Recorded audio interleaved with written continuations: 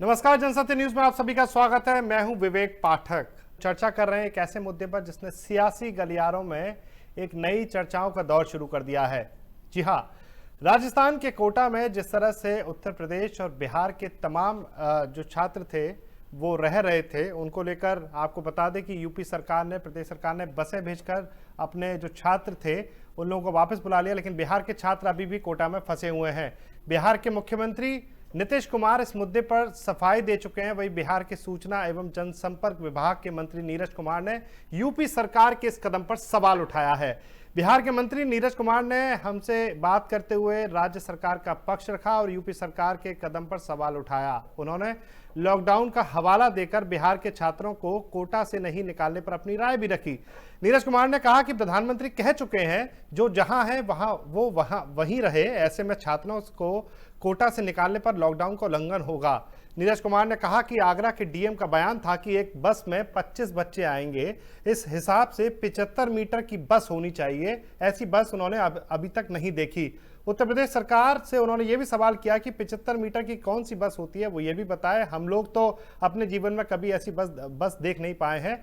एक बस में 25 बच्चों को लाना उनके भविष्य से खिलवाड़ है। लॉकडाउन में बच्चों को होने वाली परेशानी के सवाल पर नीरज कुमार ने कहा कि पढ़ने वाले बच्चे देश के कई अन्य हिस्सों में भी रह रहे हैं, उन राज्यों को कोऑर्डिनेट करके बच्चों के लिए इंतजाम किया जाना चाहिए। उन्होंने कहा कि कोटा का मामला सामने आने पर बिहार सरकार ने केंद्र से बात की है। कोटा के बच्चों की हालत जानकर हमें दुख हुआ है। कोटा से बच्चों को निकालने के लिए उत्तर प्रदेश सरकार के फैसले पर नीरज कुमार ने सवाल उठाया और कहा कि हमें इसमें सोशल डिस्टेंसिंग का कितना अनुपालन हो जाएगा ये जानना है। उन्होंने कहा कि भावना के साथ फैसले मत लीजिए, प्राण रक्षा का सवाल है, जीवन रक्षा का सवाल है। लॉकडाउन और सोशल डिस्टेंसिंग ही कोरोना वायरस के संक्रमण से बचने का एकमात्र रास्ता है, तो उसका उल्लंघन आखिर क्यों किया जा रहा है। जब पूछा गया कि उत्तर प्रदेश के साथ ही दक्षिणी राज्यों की सरकार भी अपने छात्रों को निकाल रही है तो बिहार सरकार इसमें पीछे क्यों है, इस पर नीरज कुमार ने कहा कि लॉकडाउन में स्थिति यह है कि जिला मुख्यालय में कोई फंसा व्यक्ति अपने गांव भी नहीं जा सकता है। बिहार के मजदूरों के पलायन पर मंत्री ने कहा कि यह दुखद है। हमने देश में कई राज्यों से बात की और मजदूरों के लिए इंतजाम करने का अनुरोध किया था। नीतीश कुमार के मंत्री ने कहा कि एक बस में 25 लोगों को लाना उनके स्वास्थ्य के साथ खिलवाड़ होगा। सवाल जीवन रक्षा का है। बच्चों को बिहार वापस लाने के प्लान पर उन्होंने कहा कि हम लोगों की चिंता करते हैं, इसलिए हम प्रवासी बिहारियों की चिंता कर रहे हैं, लेकिन उनकी जान की सुरक्षा वो जहां है वही होनी चाहिए। सबसे पहले आपको आगरा में आपको बता दूं कि 30 छात्र पहुंचे हैं, जिसके बाद प्रशासनिक अधिकारियों का क्या कहना है वो सुनिए। कोटा से जैसी बस एक आई है, 30 बच्चे हैं, एक छात्र की माँ है, कुल 31 प्लस पुलिस फोर्स और ड्राइवर का स्टाफ है। ये लोग आते ही बस का सैनिटाइजेशन कराया गया।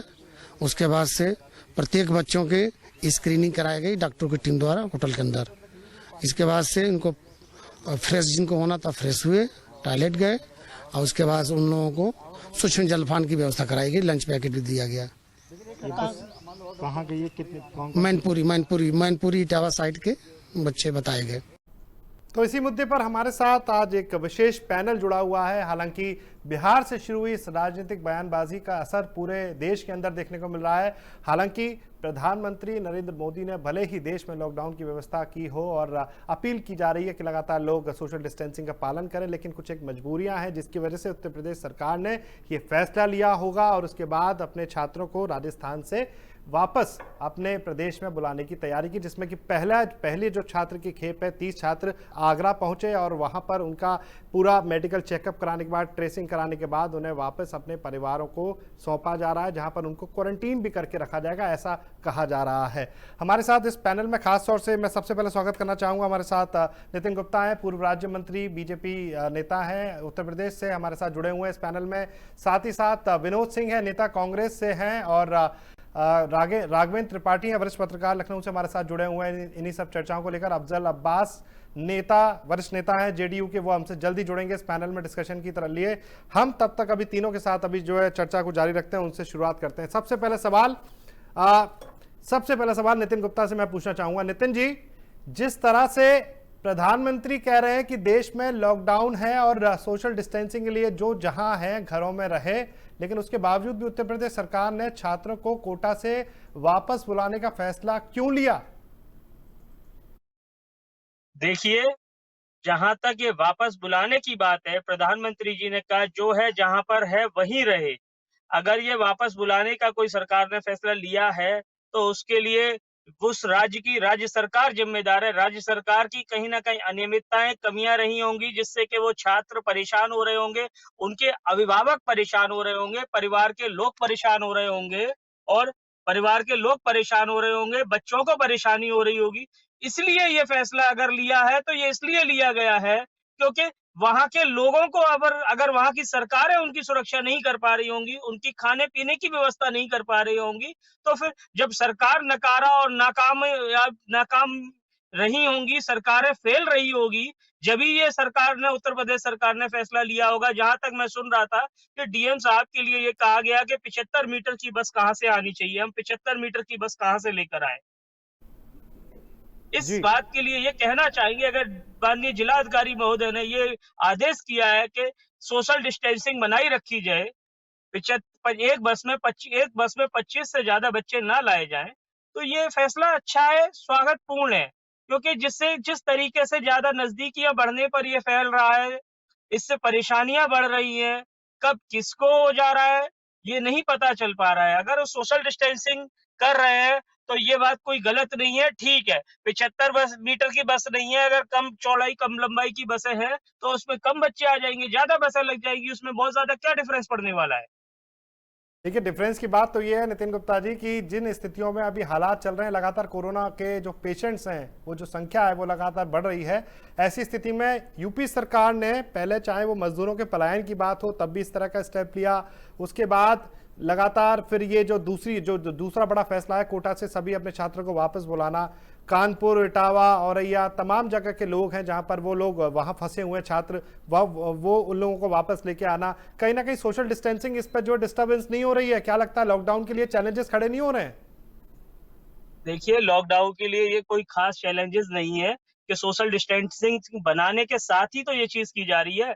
जो केंद्र सरकार, भारत सरकार के जो मानक हैं, उनके अनुरूप ही काम किया जा रहा है। जब वहाँ पर समस्या ज़्यादा है, नहीं बच्चों को हो रहा है, खाने-पीने की व्यवस्था नहीं हो पा रही है, बच्चों को परेशानी हो रही है, हड़बड़ाहट में बच्चे कोई गलत कदम उठा रहे हैं, बच्चे सड़कों पे जा रहे हैं वहाँ पर। हम लोगों को जो पता चला था, कई लोग हमारे संपर्क में भी थे, बहुत ज़्यादा तकलीफ हो रही थी, उसके बाद ही तो ये बुलाने का फैसला लिया गया। अभिभावकों ने जब सरकार से संपर्क किया, लोगों ने संपर्क किया, जनप्रतिनिधियों ने संपर्क किया, जब सब लोगों ने किया उसी के बाद ये फैसला लिया गया है कि जिस तरीके से वहाँ पे समस्या हो रही है, समस्या का समाधान के लिए इस तरीके का फैसला लिया गया है। जहाँ तक पहले की बात है, बच्चों के लिए पहले भी बच्चों को वापस लाना समस्या पहले था। पहले विनोद सिंह, मैं आपके पास आऊंगा। विनोद जी, सरकार का कहना है कि जो हालातों में बच्चे वहां रह रहे थे वो बड़ी मुश्किल थे, वो लोग परेशान थे, इस वजह से लॉकडाउन की स्थितियों को भी चैलेंजेस कंडीशन में खड़ा कर दिया गया। क्या कहना चाहेंगे आप?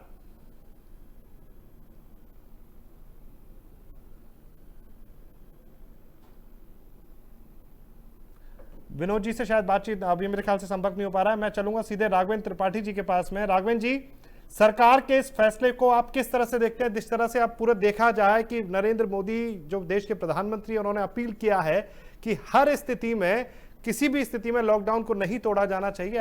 ऐसी जो हालातों में उत्तर प्रदेश सरकार ने लगातार दूसरी बार इस तरह का फैसला लिया है, क्या लगता है? देखिए विवेक जी, चूंकि सरकार की मजबूरी है, उनके बच्चे वहां फंसे हुए थे और 8,000 के आसपास उत्तर प्रदेश के बच्चे हैं जो कोटा में फंसे हुए हैं। हर जिले से, हर ब्लॉक से इनके जो पेरेंट्स हैं लगातार पास की मांग कर रहे थे कि मुझे कोटा जाने की अनुमति दीजिए, मैं अपने बच्चों को लेने जा रहा हूं। वहां जाके लेना, उनके पास खाने के पैसे नहीं है। खैर, पैसा उन्होंने ऑनलाइन भेज भी दिया, लेकिन वहां सामान नहीं मिल रहा था। और सबसे बड़ी बात, कहीं न कहीं सियासी फायदा भी लेने की है। चूंकि राजस्थान में कांग्रेस की सरकार है और कांग्रेस की सरकार पर लगातार आरोप लग रहे थे कि वह उत्तर प्रदेश के जो मजदूर हैं, चाहे जयपुर में हो, चाहे धौलपुर में हो, कहीं भी हो, उनको खाने को नहीं दे रही है। जो कोटा में बच्चे पढ़ रहे हैं, उनको राशन मुहैया नहीं कराया जा रहा है। तो योगी सरकार जानते हैं कब और कैसे कौन सा एक्शन लेना है।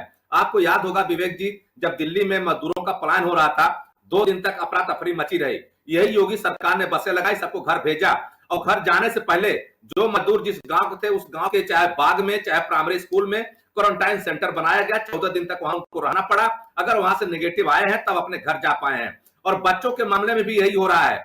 जो बच्चे कोटा से चले हैं, आगरा आए हैं, उनकी स्कैनिंग हुई है, बस को सैनिटाइज किया गया है, होटल में रख के उनको भोजन की व्यवस्था कराई गई है। उसके बाद उनको एटा इटावा मैनपुरी आज जिलों में भेजा गया है। अब पूर्वांचल की बसें आनी शुरू हुई हैं, जो देवरिया की बस्ती, गोरखपुर, बहराइच, सिद्धार्थनगर और बलिया तक की हैं। इनके बच्चों को भी लाया जा रहा है।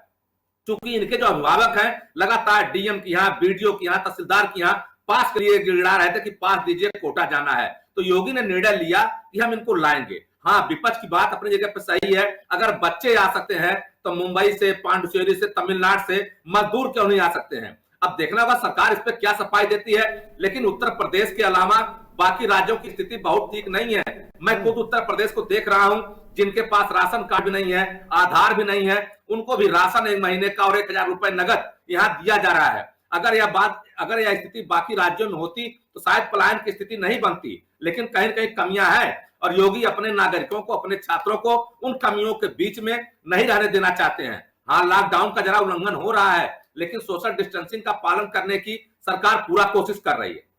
बात प्राथमिकताओं की है कि प्राथमिकता पर किस चीज को रखा जा रहा है। जैसे आपने बताया कि जिस तरह से लगातार छात्रों का, उनके परिवारों का जिस तरह से लगातार एक प्रेशर पहुंच रहा था, क्योंकि कोटा में जो लोग छात्र रह रहे थे उन्होंने भी जो है ना सीएम योगी को जो है ट्वीट किया था और उन्होंने अपील की थी कि किसी भी स्थिति में उनको उनके घर तक सुरक्षित पहुंचाया जाए।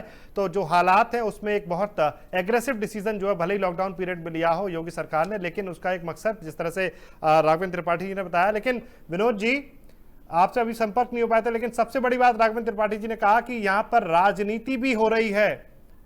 राजस्थान में कांग्रेस की सरकार है, क्या ऐसा क्यों हालात बने कि वहां के जो छात्रों को ना तो सुरक्षा दिखी और ना ही वो कंफर्टेबल फील कर पाए लॉकडाउन के इस पीरियड में, और उन लोगों को वापस जो है अपने जो उत्तर प्रदेश आना पड़ा मंत्री से?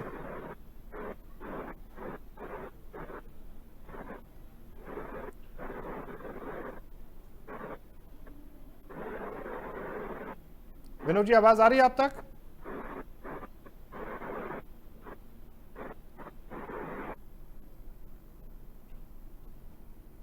तो चलिए, अभी इस मुद्दे पर जिस तरह से राघवेंद्र त्रिपाठी ने कहा है, मैं आपसे नितिन गुप्ता बात करूंगा। हालांकि हमारी जो टेक्निकल टीम जो इस पर पूरी कोशिश कर रही है कि जो भी जो तकनीकी खामियां हैं उनसे निपटा जा सके। मैं आपको स्पष्ट तौर पर बता दूं कि हमारे साथ जो इस पैनल में खासतौर से 2 लोग जो हो रही है वो दुर्भाग्यपूर्ण है इस समय में। मैं उस डिटेल में नहीं जाना चाहता हूं। एक तरफ जब प्रदेश के सारी सरकारें, देश के प्रधानमंत्री, सब लोग मिलके एक कॉमन एजेंडे पे काम कर रहे हैं कि कितनी सावधानी बरती जाए, कितने मेडिकल जो एडवाइजरी है उसका पालन किया जाए।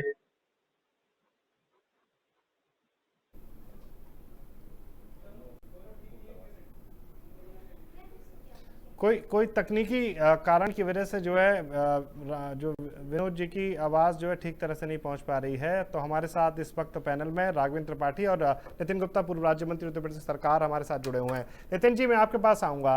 मैं ये समझ रहा हूँ कि स्थितियाँ परिवार की तरफ से जो है बहुत स्थिति जो दबावपूर्ण थी, लेकिन ऐसे हालातों में भावनाओं में बहकर इस तरह का फैसला लेना बहुत बड़ा जो है एक मतलब खतरनाक फैसला नहीं हो सकता था कि अगर ऐसी स्थिति में कोरोना का बढ़ावा मिलता, संक्रमण बढ़े तो? जहां तक भावनाओं की बात कर रहे हैं आप, भावनाओं में बहकर ये फैसला नहीं लिया गया है। ये फैसला जरूरत के आधार पर लिया गया है। प्राथमिकता इसीलिए इस फैसले को लेने के लिए ली गई कि ये वाकई में असलियत में देखा जाए जरूरत थी। नहीं तो लोग और अभिभावक उनके वहां पर बार बार भाग रहे थे, रात में निकल रहे थे, उल्लंघन हो रहा था लॉकडाउन का, उससे कई हादसे बढ़ने की उम्मीदें हो रही थी, उससे और बहुत सारी समस्याएं बढ़ने की उम्मीद दिख रही थी। उस सब चीजों को देखते हुए जो सरकार ने फैसला लिया, वो फैसला स्वागतपूर्ण है। और सरकार ने जितने फैसले लिए हैं, उत्तर प्रदेश सरकार ने, माननीय योगी जी ने, देश के जो मुख्यमंत्री हैं सारे आप उठा के रख लीजिए, आप यूपी के मुख्यमंत्री ने जो सारे फैसले लिए हैं, वो सारे एक एक फैसला चुन चुन के और सोच समझ के पूरी कैबिनेट के साथ में विचार विमर्श करने के बाद दिया है। कोई एक मत का फैसला, एक व्यक्ति विशेष का फैसला नहीं, पूरी कैबिनेट का मिलकर जुड़ के फैसला लिया गया है। और योगी जी ने जो इस कोरोना उसमें संकट में, इस महामारी के संकट में जो देश का योगी जी ने साथ दिया, जो योगी जी ने देश का सम्मान और मान बढ़ाया, पूरे देश में योगी जी का नाम और मान सम्मान बढ़ गया है। और इस तरीके से, जिस तरीके से ये राजस्थान सरकार ने काम किया है, उससे पूरे देश में राजस्थान की सरकार का और राजस्थान का कांग्रेस पार्टी का नाम बदनाम हो गया है, नाम खराब हो गया है। क्योंकि वहां पर उन लोगों को, अगर ये उत्तर प्रदेश और देश की बात है ना, ये देश की बात थी, प्रदेश की बात नहीं थी कि ये यूपी के लोग हैं, बिहार के लोग हैं। यूपी बिहार के लोगों को जाने की जरूरत क्यों पड़ी? यही स्थिति पहले दिल्ली में थी। दिल्ली, ये अन्य राज्यों के मुख्यमंत्री, इनको ये बात सोचनी चाहिए कि जनता जनता है, देश की जनता है, ये कोई प्रदेशों की बात नहीं है, बंटवारे की बात थोड़ी हो रही है यहाँ पर। कि यही हाल इन्होंने दिल्ली में करा जब योगी जी ने एक एक व्यक्ति को, लाखों लोगों को घर पहुंचाया, क्वारंटाइन कराया, सारी व्यवस्था करने के बाद में सकुशल पहुंचाया। आज यूपी में आप आबादी के हिसाब से देख लीजिए, यूपी की स्थिति में कितना योगी माननीय मुख्यमंत्री जी ने, माननीय बाबा जी ने कितना कंट्रोल करके दिखा दिया है उत्तर प्रदेश के अंदर। और ये तबलीगी जमात और जिस तरीके की इन लोगों ने, कुछ लोगों ने जानकर जो चीज खराब करने की कोशिश करी है, सरकार उनके खिलाफ भी सख्त एक्शन लेगी और उनको भी ये चीजों का आगे जाके भुगतना पड़ेगा। भुगतने की बात कर रहे हैं आप। चलिए इसमें, हालांकि इसमें चूंकि अभी विनोद जी हमसे जुड़े हुए थे, विनोद जी इसका बेहतर जवाब दे पाते।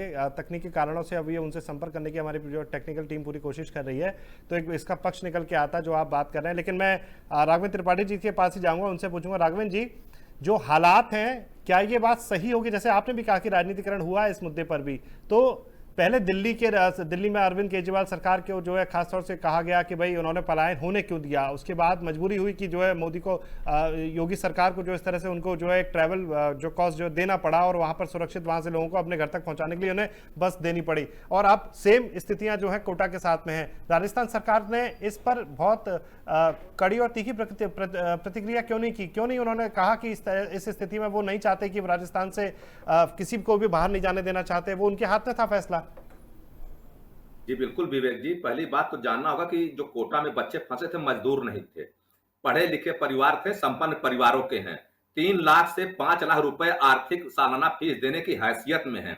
इसके बाद अगर इनको अपने बच्चों को वहां से निकालना पड़ रहा है तो कहीं न कहीं दुश्वारियां जरूर रही होंगी। हालांकि उत्तर प्रदेश के 2 IAS अधिकारी 20-25 दिन पहले वहां गए थे, स्थितियों का जायजा ले रहे थे। उनको पैसा पॉकेट में रहते हुए भी उनको सामान नहीं मिल पा रहे थे। अगर सरकार की व्यवस्था वाकई वहां दुरुस्त रहती, जैसा अशोक गहलोत जी कह रहे हैं बार बार कि हमारे यहाँ कोई दिक्कत नहीं है, तो फिर कहीं न कहीं सियासत है। क्योंकि योगी के पास जब पत्र आने शुरू हुए, विधायकों ने दबाव बनाया, मंत्रियों ने दबाव बनाया, उनके क्षेत्रों के मामले थे, तब योगी को निर्णय लेना पड़ा। कोई भी मुख्यमंत्री राशन पानी बांट के मेडिकल फैसिलिटी देखने की बजाय बच्चों का ट्रांसपोर्शन कराने में अगर व्यस्त है, तो यकीन मानिए कि कहीं न कहीं दिक्कत जरूर है। और एक गरीब बच्चे नहीं है कि इनके पास खाने को नहीं है, इनके पास पैसे भी हैं, लेकिन इनके पास सुविधाएं पहुंच नहीं पा रही हैं। इसके अलावा जो बच्चे पेइंग गेस्ट के रूप में थे, उन्हें और दिक्कतें हो रही थी। कई बच्चे ऐसे थे जो अपने परिवार के साथ बाकायदा वहां शिफ्ट हुए थे। उनकी मां खाना बनाती है, वो खुद पढ़ते हैं, दिन भर कोचिंग करते हैं, शाम को घर पे पढ़ते हैं। अगर ऐसे बच्चों को वहां दिक्कत हो रही है तो समझिए दाल में कुछ न कुछ काला है। जो क्षेत्रीयता की बात होती है, जो धर्म की बात होती है, इसको भी कहीं हवा देने की कोशिश की गई है। हालांकि कांग्रेस के हमारे तमाम साथी ऐसे हैं, वो यही कर रहे हैं। पते की बात है राघवेंद्र जी, आपने जिस तरह से कहा है कि कहीं ना कहीं अगर राजस्थान के अंदर जो लोग भी बिहार और राजस्थान से हैं, अगर वो लोग पहुंचकर सीधी तौर पे बात है, अगर वहां के जो लोग रहने वाले हैं, अगर वहां भले ही दूसरे राज्य में अगर कुछ उनके ऊपर बात आती, संकट में होते हैं, तो वहां के सूबे के मुख्यमंत्री को बहुत कड़ा फैसला लेना पड़ेगा। और वो फैसला लिया भी गया, जिसकी वजह से अब हालात ये हैं कि पहली बस जो आज आगरा पहुंच चुकी है, और भी जो तमाम जो छात्र जो फंसे हुए यूपी के वहां पहुंचेंगे। लेकिन नितिन जी, जेडीयू तो बिहार में आपके साथ सरकार बना के वहां सरकार चला रही है, और उसी के मंत्री आप ही के सरकार के फैसले को कटघरे में खड़ा कर रही है।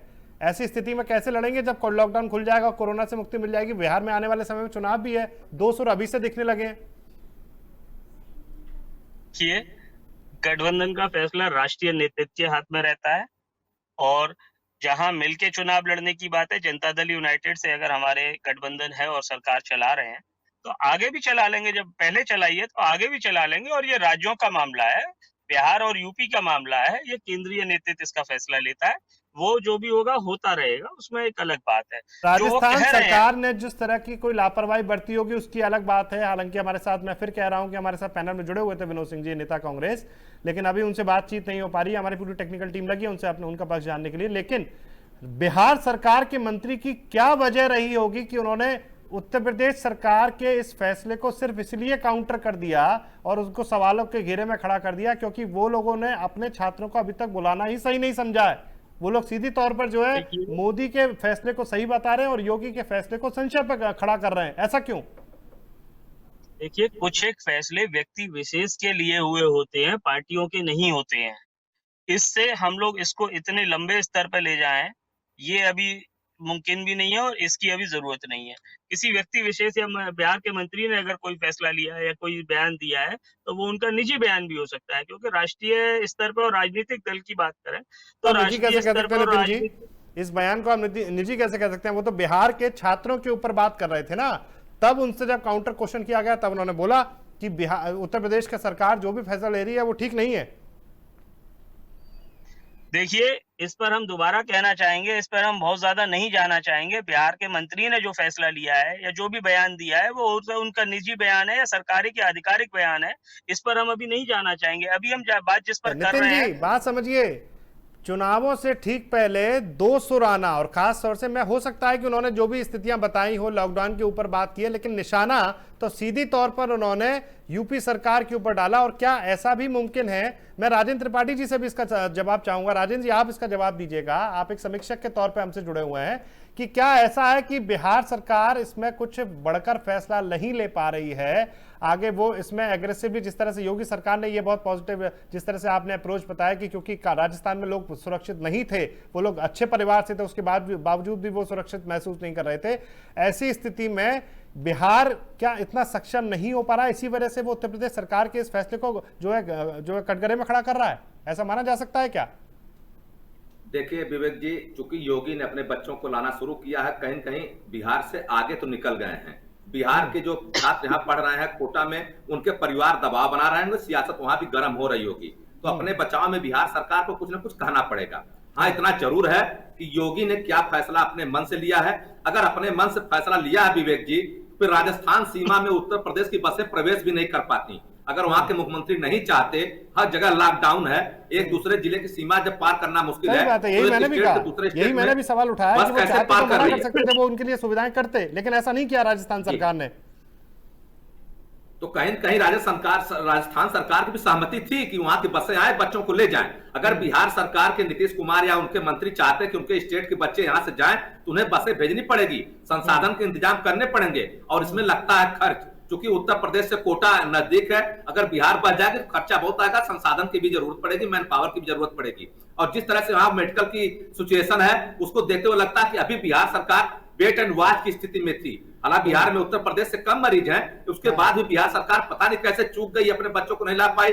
हालांकि मजदूरों को जब लाने की बात हुई तभी यूपी सरकार बाजी मारी थी। लेकिन अब देखना होगा कि लांछन योगी पर लग रहा है, योगी इसका क्या जवाब देते हैं। हालांकि भारतीय जनता पार्टी को बार बार कहा जा रहा है कि हम अपने नागरिकों को, अपने बच्चों को, अपने मजदूरों को कहीं मरता हुआ नहीं छोड़ सकते हैं। तो सबसे बड़ा सवाल है कि मुंबई में, तमिलनाडु में, बेंगलौर में जो मजदूर फंसे हैं, क्या उन्हें भी लाया जाएगा? अगर इस पे भारतीय जनता पार्टी विचार करती है या योगी विचार करते हैं तो देखना होगा क्या विचार करते हैं। लेकिन अगर आप छात्रों को ला सकते हैं तो मजदूरों को भी ला सकते हैं। ऐसे में लॉकडाउन की स्थिति बहुत अच्छी नहीं रहेगी, कहीं कहीं चेन टूटेगा, सोशल डिस्टेंसिंग का मामला टूटेगा। हालांकि एक बस में 25 यात्री लाने की बात हो रही है। अब देखना होगा कि जो पहली बस आई है उसमें भी आपने 31 यात्रियों को बैठा दिया, ऊपर से बस स्टाफ और पुलिस के अधिकारी कर्मचारी अलग से हैं, तो फिर सोशल डिस्टेंसिंग मेंटेन नहीं हो पाया है। आगे चल के इस पर ध्यान देना होगा, क्योंकि बच्चे फंसे हुए हैं, देश के भविष्य हैं, उन्हें अपने रामो क्रम पे नहीं छोड़ा जा सकता है। इसी नाते योगी सरकार ने फैसला लिया कि अपने बच्चों को लाएंगे। अब बिहार में इसकी क्या प्रक्रिया हो रही है तो वहां के भारतीय जनता पार्टी के नेता जवाब देंगे। लेकिन इतना जरूर है कि नीतीश कुमार के मुकाबले योगी कहीं न कहीं बाजी मार लिए और एक अलग संदेश अपने राज्य की जनता को देने में कामयाब रहे।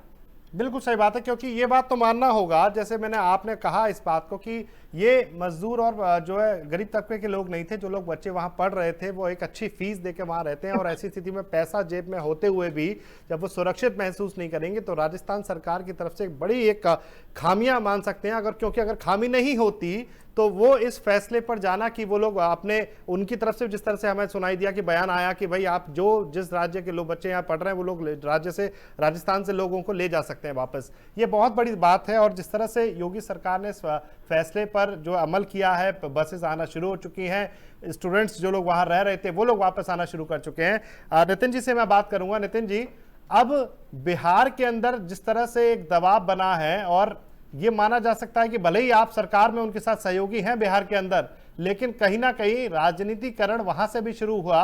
खुद की कमी को छुपाने के लिए उत्तर प्रदेश सरकार की, जो योगी सरकार पर, उत्तर प्रदेश सरकार के ऊपर सीधे सीधे एक काउंटर अटैक कर दिया गया। क्या इसका नजर देखते हैं आप?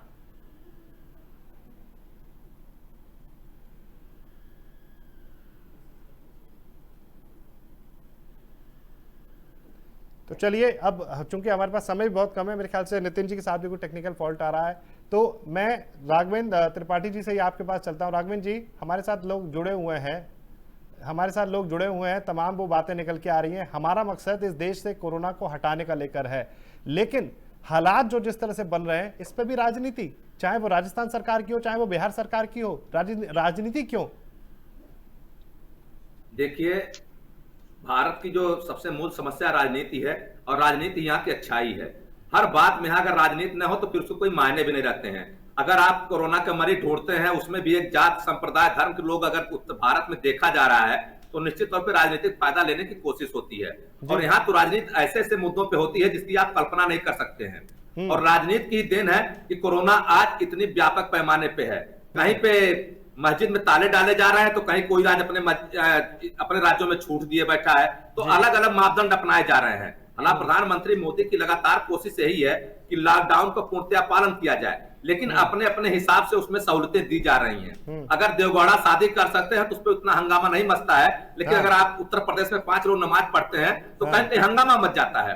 तो नजरिए का फेर है। और राजनीति अगर न हो तो शायद हम आप बैठ के इस पर डिबेट भी नहीं कर पाएंगे, क्योंकि हमको आपको मौका भी नहीं मिलेगा कि इस पर डिबेट करें, अपनी बात रखें। तो कहीं कहीं राजनीति, उत्तर प्रदेश है और उत्तर प्रदेश पूरे देश को दिशा दिखाता है। और उत्तर प्रदेश में अगर राजनीति नहीं होगी, बिहार में राजनीति नहीं होगी, दिल्ली में राजनीति नहीं होगी, तो फिर राजनीति किस लिए बनी है, किस लिए चुनाव होंगे, किस लिए विधायक मंत्री जुड़े। नितिन जी, बिहार में ये माना जा रहा है, जिस तरह से राघवेंद्र त्रिपाठी जी ने भी बोला, कि चूंकि बिहार सरकार को उतना एग्रेसिवली पहले भी, चाहे वो मजदूरों को लाने की बात हो वापस अपने बिहार में, चाहे वो अब छात्रों को लेकर बात हो, हर बार योगी सरकार ने बाजी मारी है और अपने लोगों को वापस लेके आने में वो नंबर बन रहे हैं। शायद इसी की खींच है, इसी फैसले की जो देरी है, जिसकी वजह से बिहार सरकार अब इस पर काउंटर अटैक कर रही है योगी सरकार के ऊपर। किस तरह से देखते हैं आप इसे? देखिए, निश्चित तौर पर पूरे भारतवर्ष में जहाँ बात करें, उत्तर प्रदेश देश को दिशा और दशा दोनों दिखाता है।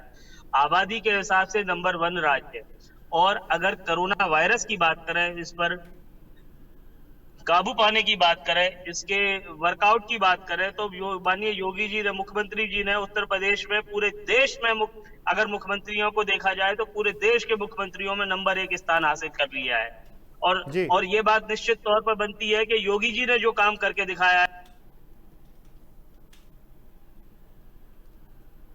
तो चलिए, अभी तक मेरे ख्याल से आज पूरी बहस में सबसे बड़ा जो एक टेक्निकल फॉल्ट रहा है वो सामने आया है। कई लोगों से हमारी बातचीत होती रही, जिसमें कि खास तौर से ये बात निकल के सामने आई है कि जो भी फैसला उत्तर प्रदेश सरकार ने लिया वो बहुत एग्रेसिव रहा, और ये हालातों को देखते हुए, भावनावश नहीं, लेकिन जो स्थितियां राजनीतिकरण इसके पीछे की जा रही थी उसको हल ना होते हुए कोरोना को रोकने के लिए और लोगों को सुरक्षित अपने घर पहुंचाने के लिए ये फैसले लिए गए। चाहे वो मजदूरों की बात करें, चाहे कोटा में जितने छात्र जो फंसे हुए थे उनको वापस लेने के फैसले की बात करें, तो योगी सरकार ने एक अहम रोल और अहम निर्णय जो है सामने लेते हुए दिखाई दिए हैं। साथ ही साथ अगर बिहार के मंत्री के बयान की बात करें तो यहाँ एक राजनीतिक एजेंडा है, जिसके साथ ये देखना होगा कि कैसी भी स्थितियों में, चाहे वो मजदूरों की बात की जाए, चाहे वो छात्रों को लेने की बात की जाए, बिहार अब काउंटर अटैक पे है। हालांकि ये बहुत अजीब बात लगती है कि प्रदेश में, बिहार के अंदर ही जो सरकार है उसका सहयोगी संगठन जो दल है वो बीजेपी है, एनडीए की गवर्नमेंट जो मानी जाती है, नीतीश सरकार को साथ में देखा जाता है।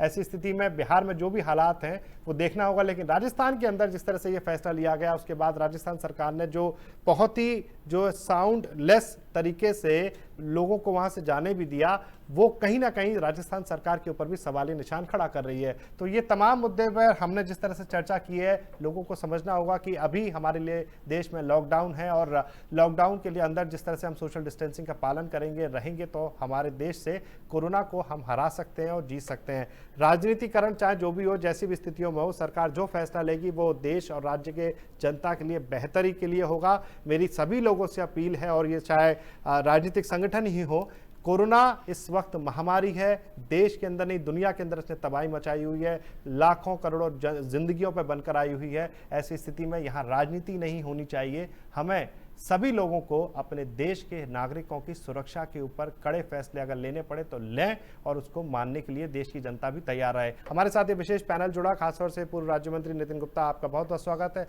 धन्यवाद मैं आपका देना चाहता हूँ। साथ ही साथ राघवेंद्र त्रिपाठी जी आप हमसे जुड़े हैं, विनोद सिंह जी हमारे साथ जुड़े थे।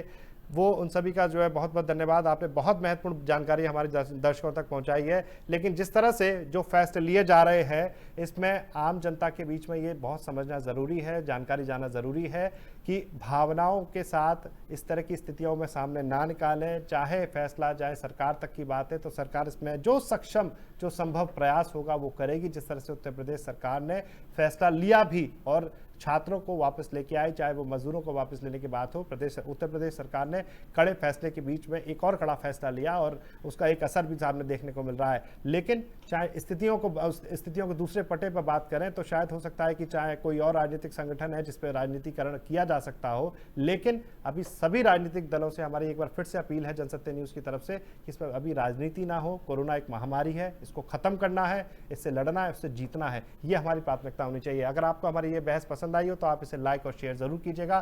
साथ ही साथ जनसत्य न्यूज़ को आप फेसबुक पर लाइक और फॉलो कीजिए और यूट्यूब पर आप जनसत्य न्यूज़ को सब्सक्राइब भी कर सकते हैं। फिलहाल इस बहस में मुझे दीजिए इजाजत। जुड़े रहिए जनसत्य न्यूज़ के साथ। नमस्कार।